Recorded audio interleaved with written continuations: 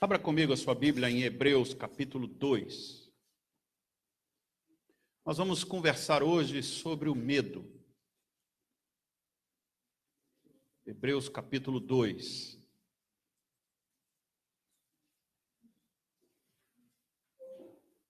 Essa semana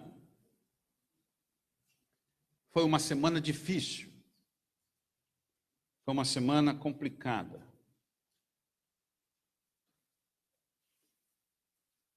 Para mim, teve uma vitória na minha vida pessoal.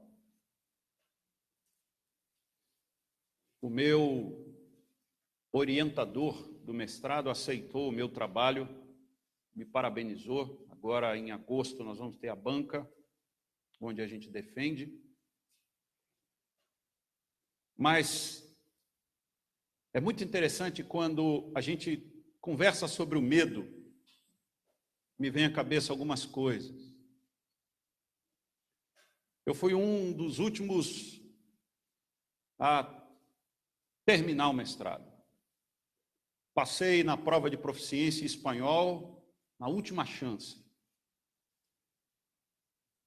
Entreguei um dos últimos alunos a entregar o trabalho. E na maioria, os meus amigos entregaram os seus trabalhos com 150 a 250 páginas no mínimo. O meu deu 38. E todos eles ficaram abismados, dizendo que isso não passaria no mestrado. E eu disse que eu sou que nem perfume francês. Pequeno, mas fedido.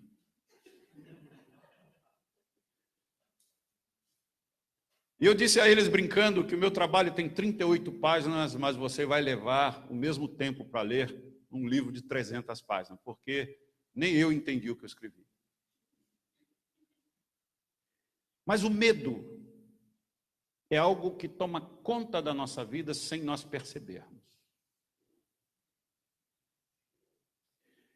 E na minha experiência de vida, para mim é muito mais fácil lidar com algumas coisas quando eu não quero segurar aquelas coisas. Eu estava completamente desligado se eu não passasse na proficiência. Se eu perdesse o espanhol e não fosse aprovado, eu não estava nem aí para o mestrado. Logo, não há sofrimento. Se eu não defendo aquilo com unhas e dentes, eu não sofro. Entrei naquele dia para fazer a prova, fui um dos últimos a entrar na sala, porque fiquei no corredor batendo papo até o último minuto, e fui o primeiro a entregar. E pela quarta vez que eu fiz a prova, porque fui reprovado nas outras 3, a moça que cuida lá, a secretária, ela disse, mas já? Pensa mais um pouco. Você ainda tem tempo para fazer com calma. Olha, eu já estou chutando balde. Seja o que Deus quiser. O que eu sei, eu sei. O que eu não sei, eu não vou saber agora. E ela, preocupada comigo, pediu que os professores adiantassem, nada como ser conhecido no Mackenzie, adiantassem a correção do meu trabalho. Porque ela estava preocupada, porque era a última prova que eu tinha que fazer. E ela me ligou bem antes da data de sair o resultado pela internet, diz, Jean, tem uma boa notícia.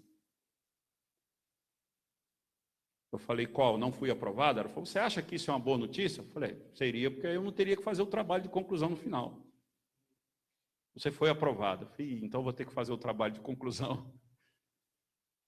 Logo, o meu coração estava completamente solto para fazer aquilo que deveria ser feito. Esta semana foi uma semana complicada, que começou na semana passada com a greve dos caminhoneiros. E vocês viram o resultado do que o medo faz com a gente. Levou pessoas às filas enormes de postos de gasolina, pagando um absurdo de combustível, com medo da falta, com desespero de não ter o que fazer. E na terça-feira, no consultório da psiquiatria, um paciente esquizofrênico, bipolar, com manias, mas extremamente sóbrio nos seus argumentos. Me disse que o que faz o Brasil estar do jeito que está é as pessoas carregarem dentro de si o medo. E você vê claramente isso na rua. O medo paralisa. Hebreus capítulo 2, verso 15. O autor, ele vem descrevendo para a gente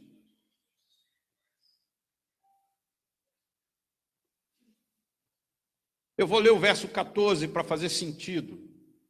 Portanto, visto que os filhos são pessoas de carne e sangue, ele também participou dessa condição humana para que por sua morte derrotasse aquele que tem o poder da morte, isto é, o diabo.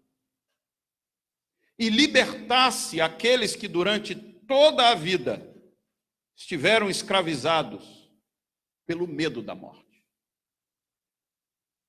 A Bíblia diz que Jesus Cristo morreu na cruz para destruir a escravidão do diabo.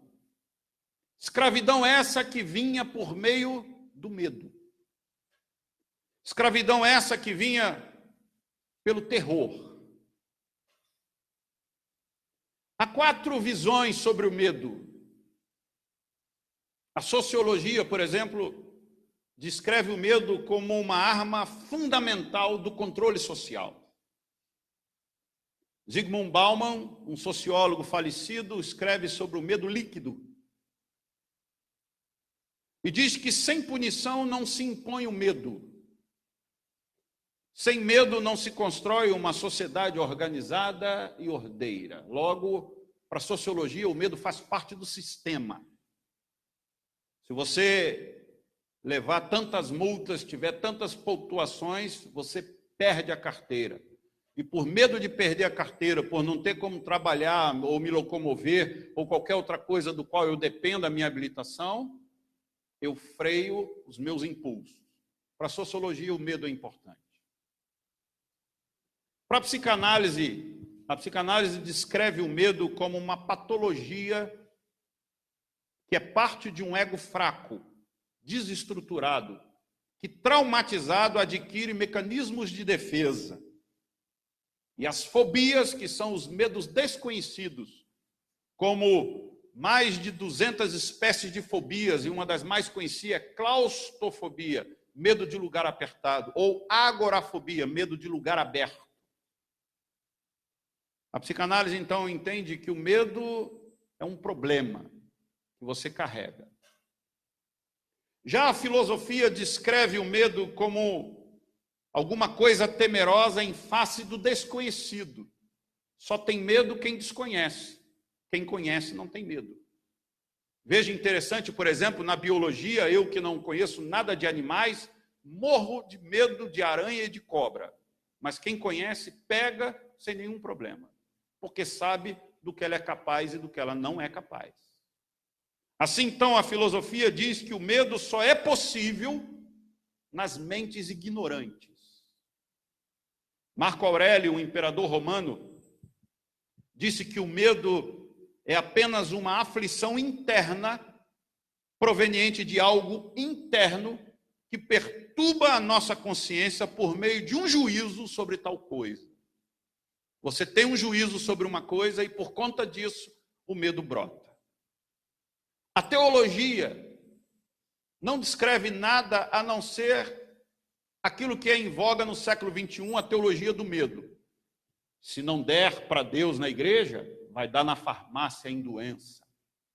Se não abençoar a obra de Deus, o diabo vai e rouba. Então, para a teologia, o medo também é a mesma coisa da sociologia. É bom ter medo, porque assim eu escravizo você no clero e domino a sua vida naquilo que eu quero. Mas uma coisa vocês vão confirmar comigo e todos vocês que nos assistem pela internet. Ninguém aqui, e até mesmo você que nos assiste pela internet, ninguém nasceu com medo. Logo, o medo foi adquirido ao longo do tempo e provavelmente foi dado por um dos seus pais mais temeroso do que o outro. Sempre em todo casal há alguém mais corajoso e mais temeroso. E nós adquirimos o medo através daquele temeroso. Porque é uma fraqueza, não resta dúvida. E eu fiquei pensando então, sobre diante de tudo que nós temos visto, e nós não conseguiremos mudar o Brasil enquanto nós estivermos medrosos quanto às situações. Acho que vocês viram muitos vídeos na internet sobre a greve dos caminhoneiros. Mas o vídeo que mais me chamou a atenção foi um caminhoneiro nas suas paradas, onde eles tiveram a coragem de viver longos dias longe das suas famílias. Tiveram a coragem de viver sem banho, muitos deles, sem comida, muitos deles, para lutar por uma coisa que é o futuro deles e o melhor. Enquanto um deles assiste uma fila de carros num posto de gasolina que havia conseguido o líquido precioso de muitos. E o caminhoneiro começa a gritar, dizendo para aquela fila, sem nenhuma caixa de som, que nós estamos aqui lutando por um melhor para todos. E eles agora estavam naquela fila se submetendo a um preço abusivo do combustível, nada mais, nada menos do que o medo que os levou a pagar qualquer preço. Quem sabe, então, se eu não consigo abastecer, eu não consigo trabalhar, se eu não consigo trabalhar, eu não pago o meu aluguel, se eu não pago o meu aluguel, eu vou ser importunado pelo cobrador, se eu não pago o meu aluguel, eu tenho meu nome sujo, se eu tenho meu nome sujo, eu tenho uma fama ruim, e assim uma cadeia sucessiva de acontecimentos que antecipam o medo e me fazem pagar qualquer preço por aquilo que eu não quero sentir, que é o medo. Eu fiquei pensando, então, e eu parei a minha semana, não fiz nada. E quando tinha que sair, saía de ônibus. Saía a pé.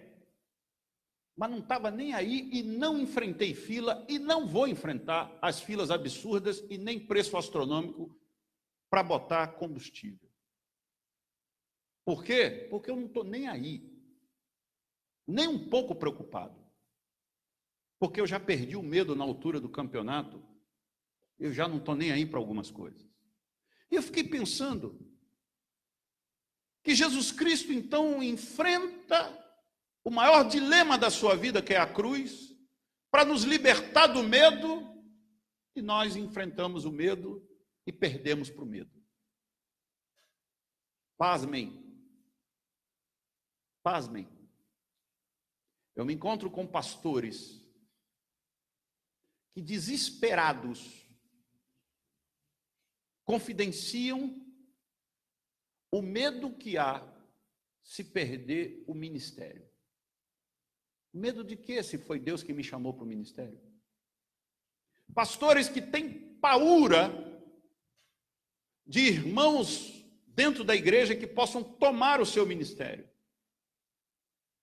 Gente que se diz confiante no Senhor e que prega a teologia da soberania,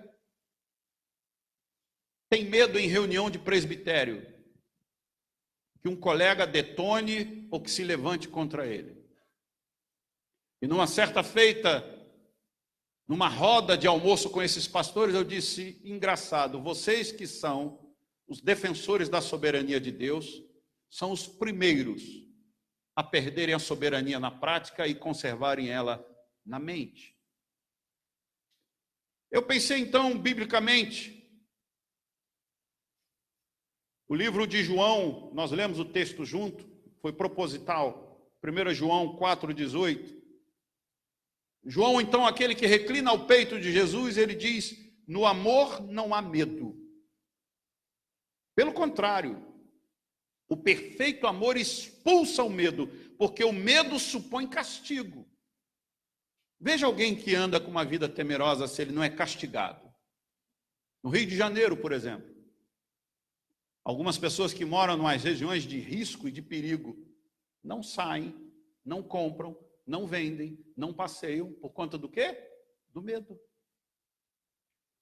Obviamente a Bíblia está dizendo que o medo impõe castigo. Veja uma pessoa temerosa se ela não é castigada. Não sai na noite. E é interessante como, às vezes, o conhecimento nos liberta e o desconhecimento também nos liberta. Quando eu viajei para a China com um presbítero, nós nos perdemos na China. E nós nos perdemos, obviamente, do ponto onde nós tínhamos como centro, o nosso hotel. Porque eu não moro na China, eu me perdi do quê? Do hotel. E nós resolvemos não ir de táxi, mas pegar um metrô. E nós pegamos uma condução errada de metrô e saímos em outra estação e saímos num local. Irmãos, eu vou dizer para vocês, à noite, voltando de uma feira, nós saímos num local que... O que eu poderia comparar no Brasil? Um local ermo, sem ninguém, completamente ruas escuras e distantes daquilo que é conhecido. Para mim, em China, tudo era desconhecido, nada conhecido. Mas é como se eu tivesse saído... Qual o lugar perigoso para vocês aqui em São Paulo?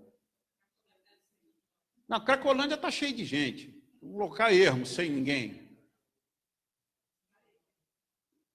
Parelheiros também, você chega lá 10 horas da noite, está cheio de gente. Pois é. Aí, ó, está aqui uma testemunha do medo. Avenida Ipanema, essa nossa, a Rio Bonito. 11 horas da noite não tem ninguém ali. Ponto de ônibus. E nós saímos num lugar assim na China, dá para imaginar? E a gente, onde é que nós estamos? Não faço a menor ideia. Não dá nem para ligar GPS. E nós andamos e perguntamos lá para um chinês em inglês, ele não sabia inglês, só o mandarim. E é uma língua desgramada, viu, irmão? Não dá nem para... Só que o que me pasmou é que tanto eu quanto o presbítero não estávamos nem um pouco preocupados e nem com medo. Por quê? Porque nós não fazíamos a menor ideia onde nós estávamos. Não tínhamos nenhuma informação. Mas já pensou... Se alguém chegasse para nós e dissesse assim, esse local onde vocês estão é palco de um serial killer, e que até agora não conseguimos pegá-lo. Um serial killer, um assassino em série. Então, aqui nesse lugar onde vocês estão, ele já fez mais de 28 vítimas, e nós não conseguimos prendê-lo até agora. Pronto, o medo ia ser instalado automaticamente. E eu já ia imaginar o meu corpo voltando para o Brasil, esquartejado, irreconhecível. Eu fui pregar numa igreja em Parque São Domingos, e eu me perdi na rodovia, eu teria que ter pego, fui de moto, olha a loucura que eu fiz. Comprei uma moto zero, visada pelos bandidos, sabia disso, e disse, vou de moto. Eu devia ter pego a rodovia Anhanguera, peguei a Bandeirantes. Não ia dar onde eu queria, nunca. E continuei, passei por um pedágio e falei assim, tem alguma coisa errada. A primeira vez que eu estive nessa igreja não tinha pedágio. E de moto. Encostei no acostamento, na rodovia, à noite, liguei para o pastor, ele não me atendeu. Na verdade, ele tocou o celular, atendeu e já escutei o culto, né? Eu falei, já começou o culto, eu não vou chegar. Liguei de novo, ele saiu, obviamente, do culto, falou comigo, ele falou, Jean, você está onde? Eu falei, cara, eu estou na rodovia, mas qual rodovia? Bandeirantes, você tinha que estar na Anhanguera. Eu falei, meu Deus. Ele falou, mas segue que você vai dar na entrada dos fundos do Parque São Domingos. E dito e feito, fui. Lá estava a placa. E quando você viu a placa, o nome Parque São Domingos, eu falei, cheguei. Só que era paralelo, Bandeirantes e Anhanguera. E eu entrei numa bocada, irmãos, mas numa bocada. E fui entrando, e fui entrando, e fui entrando, e fui entrando, e fui entrando. Até que eu chego num posto de gasolina, num lugar horroroso, e dou de cara com um carro da polícia da rota. Eu disse, agora eu estou seguro. Agora eu estou firme, na rota está comigo. E eu perguntei para o policial, onde é que fica o Parque São Domingos? Ih, meu jovem, você está longe. E deixa eu falar uma coisa para você.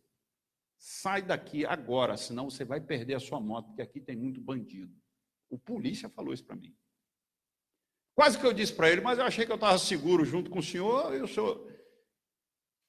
E eu voltei pelo mesmo caminho, já desconsiderei o culto, eu falei, não vou pregar mesmo, e vim embora, até que, mais perdido ainda, eu resolvo parar num farol e para uma caminhonete do meu lado. Eu digo para ele, moço, como é que eu pego a rodovia Bandeirantes para voltar para a Marginal? E ele disse assim, me segue. E eu o segui. Eu já estava me considerando morto. Então eu já estava contando que alguém ia ver o meu obituário no jornal no dia seguinte. Então o medo já foi embora. Medo do quê, se eu já tinha colocado a minha vida em risco?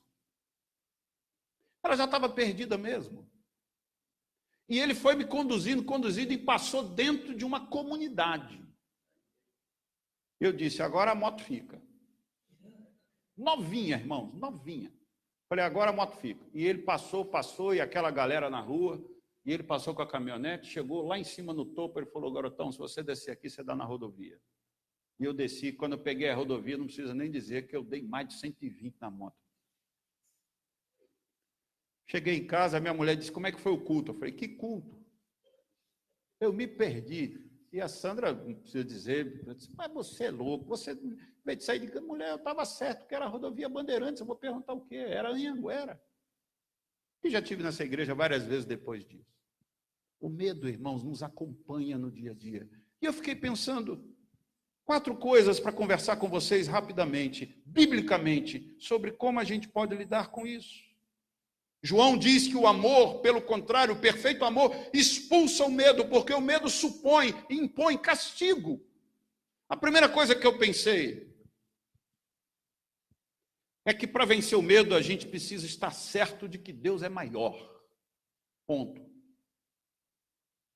Agora, isso não é uma coisa que você lê, que você ouve, que você entende e passa desapercebido. A gente precisa estar certo todos os dias de que Deus é maior. Salmo 34, verso 9, ele nos diz assim, temam o Senhor, vocês que são os seus santos, pois nada falta aos que o temem. E eu fiquei pensando que esse verso é uma receita de homeopatia. Qual é a receita da homeopatia? Homeu, igual, patia. Homeopatia, os semelhantes se curam. Então, o medo por Deus me livra de Deus e me sustenta. Mas isso só é possível se eu tiver a convicção de que Deus é maior. Ponto. E de que sobre ele está assentado todo o governo da terra, da vida e da morte. Irmãos, é óbvio que se Deus não quis, nada poderia me acontecer naquela noite. Nada. Não quis nem que eu pregasse na igreja dele.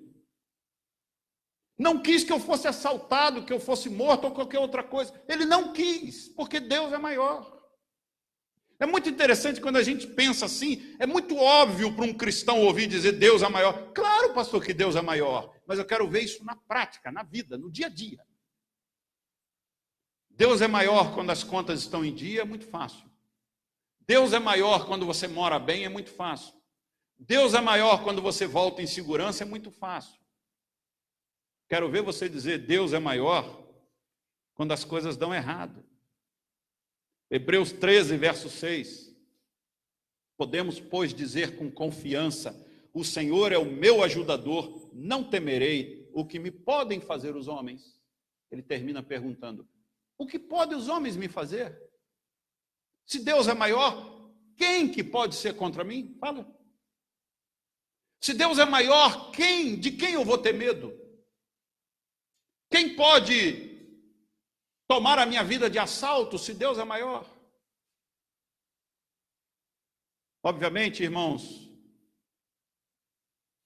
que o texto em que nós lemos de João, que no amor não há medo, pelo contrário, o perfeito amor expulsa o medo, porque o medo supõe castigo. Aquele que tem medo não está aperfeiçoado no amor. Eu fui pesquisar na Bíblia o que é esse amor perfeito do qual João se refere. E na história do cristianismo a gente só consegue entender o que João está dizendo à luz do que aconteceu no primeiro século por conta do cristianismo, que foram os mártires. Dá para você assistir do Areópago o imperador fazendo as suas festinhas particulares, jogando para os leões os cristãos, porque a brincadeira era ver os cristãos correndo no Areópago. E eles davam risada enquanto eles corriam e caíam. Agora dá para você perceber esse espetáculo, os cristãos parados, cantando o hino enquanto os leões os devoram. E o imperador não tem mais como colocar cristãos ali, porque os cristãos não tinham medo de ser comidos pelos leões. O mesmo imperador que iluminou Roma através do corpo dos cristãos, porque ele incendiava os cristãos e colocava em estacas pela cidade para iluminar toda Roma. E nenhum deles teve medo de morrer queimado nem devorados pelos cristãos. Aí você vai entender o que o apóstolo João está escrevendo, que o perfeito amor expulsa o medo. Acabou com a farra do imperador. Não tem mais graça, porque eles não correm, eles não têm medo, não tem mais como nós escravizarmos eles. Os cristãos não são escravizáveis, porque os cristãos não têm medo.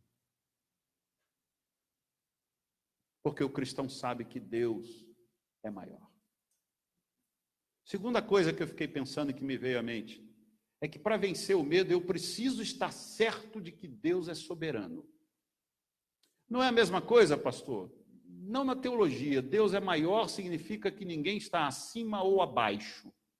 E Deus é soberano significa que ninguém governa sem a autorização dele. Soberania significa que o planeta se move por conta da sua autoridade. Lembro-me que um pastor amigo lá do Rio de Janeiro, abusado, a gente chama ele de abusado, ele estava trocando o pneu do seu Fusca na década de 70, num dos viadutos do Rio de Janeiro, quando o Rio de Janeiro ainda não era tão perigoso quanto é hoje.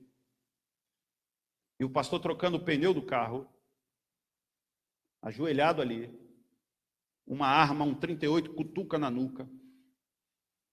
E o cara diz, velhinho, perdeu. E ele diz, só um minuto que eu estou trocando o pneu do carro. Ele contou isso para a gente. E a gente disse, o senhor não teve medo? Ele disse, medo do quê? E ele disse para mim, seu velho abusado, você não tem medo não? Ele falou, medo do quê? Eu posso matar a sua vida. Ele falou, você só pode fazer isso se o meu Deus permitir que você o faça. Se o meu Deus não permitir, você não tem autoridade para me matar. Sabe o que ele disse que aconteceu? O cara olhou para ele e falou, seu velho maluco, e foi embora. Não levou o Fusca e não levou nada dele. Porque ele foi taxado de velho maluco. Agora veja, Salmo 68, verso 20. O nosso Deus é um Deus que salva. Ele é o soberano Senhor que nos livra da morte. Mas ele também diz no Salmo 147, verso 5, grande é o nosso soberano e tremendo é o seu poder, é impossível medir o seu entendimento. Ele governa todas as coisas. Mas isso que eu estou dizendo para vocês nessa noite é uma questão prática. Na teologia isso é muito fácil a gente descrever o que é soberania. Deus governa todas as coisas. Eu quero ver se Deus governa todas as coisas no seu entendimento quando todas as coisas estão dando errado. Deus é soberano e Ele está no controle de todas as coisas. Foi isso que Davi disse quando estava sendo perseguido por Saul. E vivendo por aí, nos lugares ermos, Davi disse assim, em paz eu me deito e logo pego no sono, porque o Senhor me guarda. Talvez Davi estivesse citando isso para a sua própria alma, para que ele pudesse confiar verdadeiramente que Deus estava ali guardando. E a gente precisa dessa meditação, dizendo, Deus é soberano. Você consegue pensar nisso? Deus é soberano, Ele está no controle de todas as coisas. Terceira coisa que eu pensei para vencer o medo, eu preciso, além de estar certo de que Ele é maior, estar certo da sua soberania, eu preciso estar certo de que Ele me ama. Vai só aprofundando, né? Só entrando no eixo. 1 João 4,16, assim conhecemos o amor que Deus tem por nós e confiamos nesse amor. Deus é amor. Todo aquele que permanece no amor, permanece em Deus e Deus nele. Então, a terceira coisa, eu preciso estar certo de que Deus me ama. Sabe o que isso significa, irmãos? Significa que as coisas erradas que acontecem na nossa vida não é parte de um Deus que agora me odeia, é por isso que as coisas estão dando errado. Porque Deus sabe conduzir todas as coisas. Salmo 66, verso 10, o salmista diz: pois tu, ó Deus, nos submeteste à prova e nos refinaste como a prata.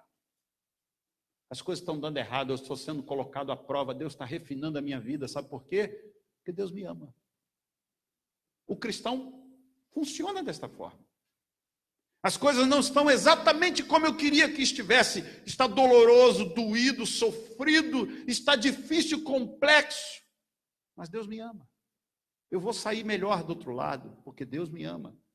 Eu vou suportar isso, porque Deus me ama. Eu preciso estar certo disso. O apóstolo Paulo, quando escreve aos Romanos, ele diz que nada nos separa do amor de Deus, que está em Cristo Jesus. E aí ele descreve quais são as coisas que não podem nos separar do amor. Se eu pudesse mexer na tradução do apóstolo Paulo, eu colocaria esse texto da seguinte forma: nenhuma perseguição, nenhuma provação, nenhuma luta, nenhum sofrimento, tudo aquilo que Paulo descreve no texto, nenhuma dessas coisas é prova de que Deus não me ama. Muito pelo contrário. Deus me ama, apesar de eu estar sofrendo o que eu estou sofrendo. E eu só posso suportar o que eu estou suportando porque Deus me ama. Porque se Ele não me amasse, eu não suportaria o que eu estou suportando.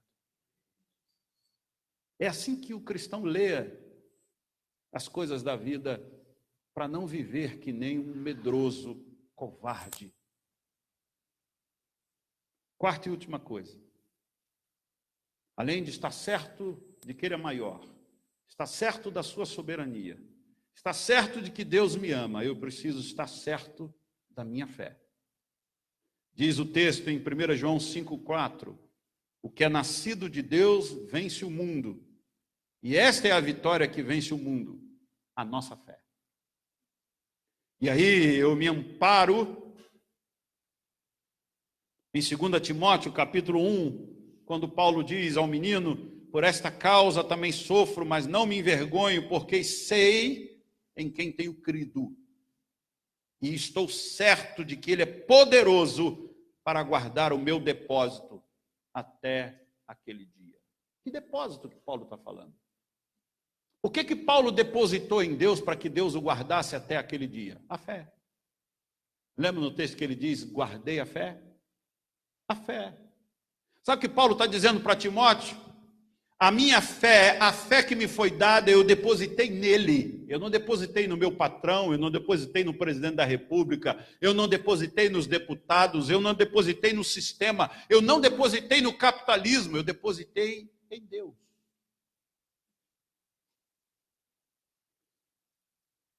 Na vinda para cá, minha esposa brincou comigo. Você vai com a mesma roupa da escola dominical para o culto à noite? Falei, não, botei o blazer. Falei, mas a roupa de baixo é a mesma. Falei, mulher, você sabe que eu não sou capitalista.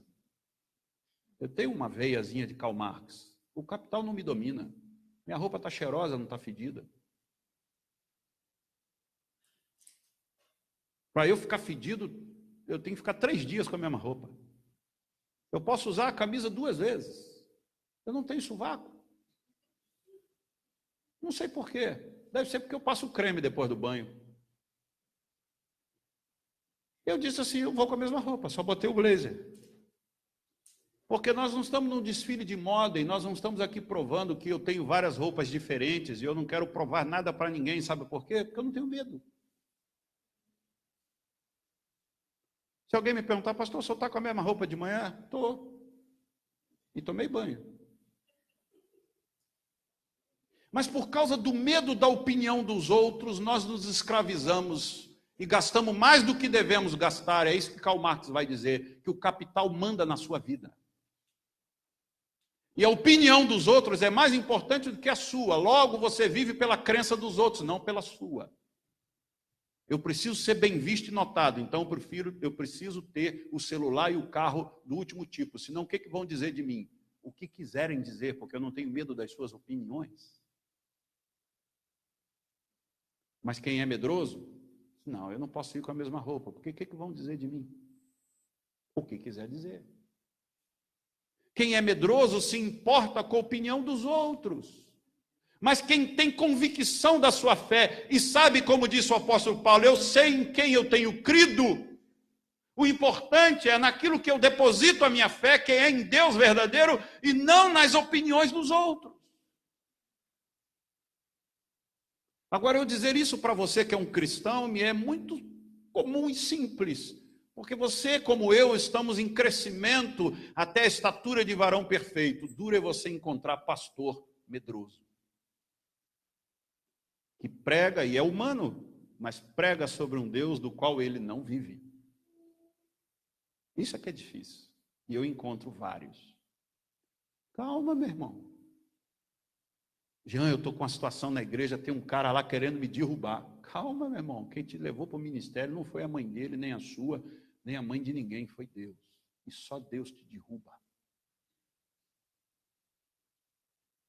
Recentemente um pastor conversou comigo.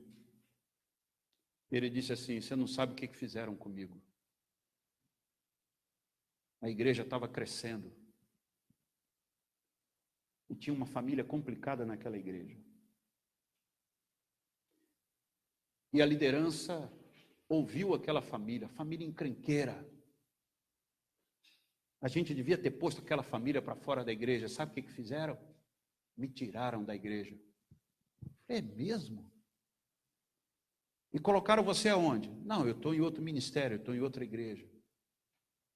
E ele descreveu melhor. Eu disse, está vendo como Deus ama você? Ele usou uma situação indesejável, ele usou uma fofoca para tirar você de um lugar que você agora vê que tem lugar melhor do que aquele que você estava. Então Deus estava por trás de toda aquela baderna, daquela confusão. Louve a Deus por aquela família problemática. Se a gente pensar desse jeito, irmãos, a gente não adoece.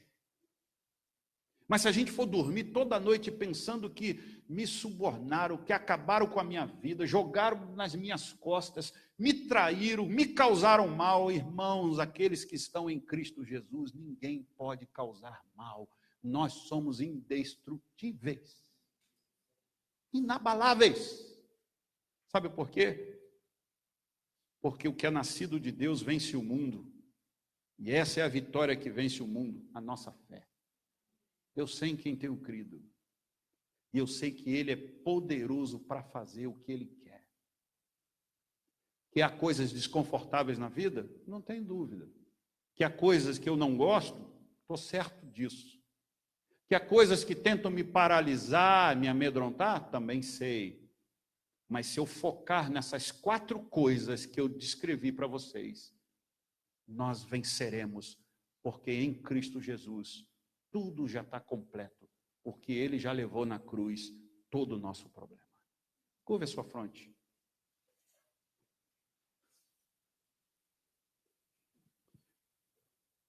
Senhor, nessa noite, Pai, nós terminamos, entregamos a Ti esse culto.